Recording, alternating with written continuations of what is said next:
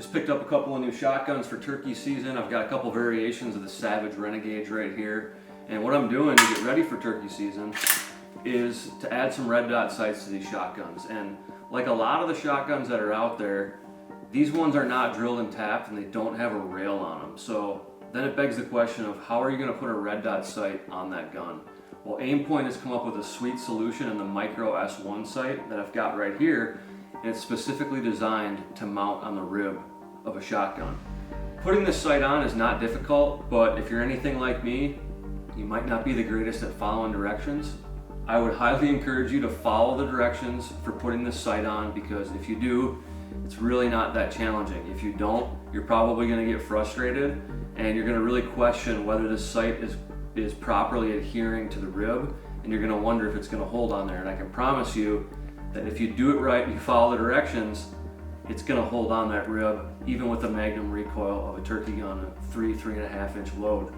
What's cool about this sight is it comes with a variety of little pieces that act as the base and kind of the clamp to clamp it on the rib. And the reason there's so many of these is because, you know, there's different sizes of ribs out there. So when you follow the instructions, it's going to ask you to take a measuring tape.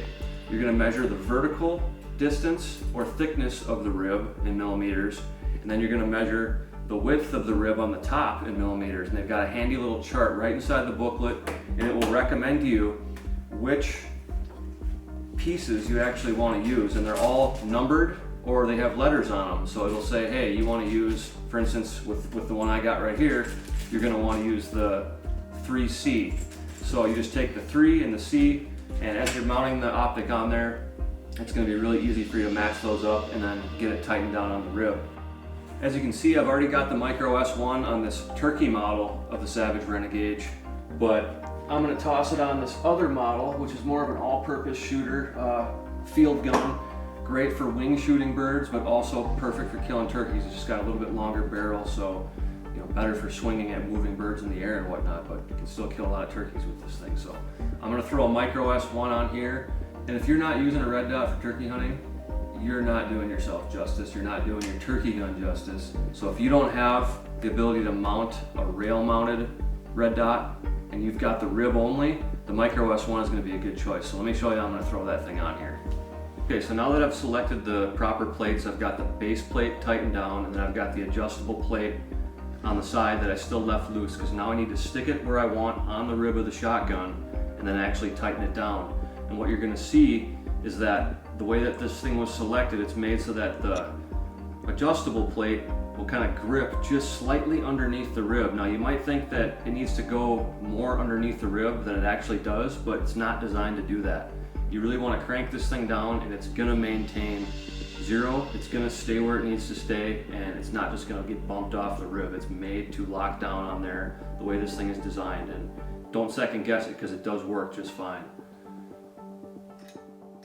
So once you've got it started, and as you're tightening it down, you're going to want to hold pressure with your opposite hand that you're using for tightening, and just run these screws back and forth as you slowly tighten it on while maintaining downward pressure of the sight on the rib. And this plastic jaw, if you will, or plate, conforms underneath that rib, and once you have this locked down, it's going to be super secure and super tight.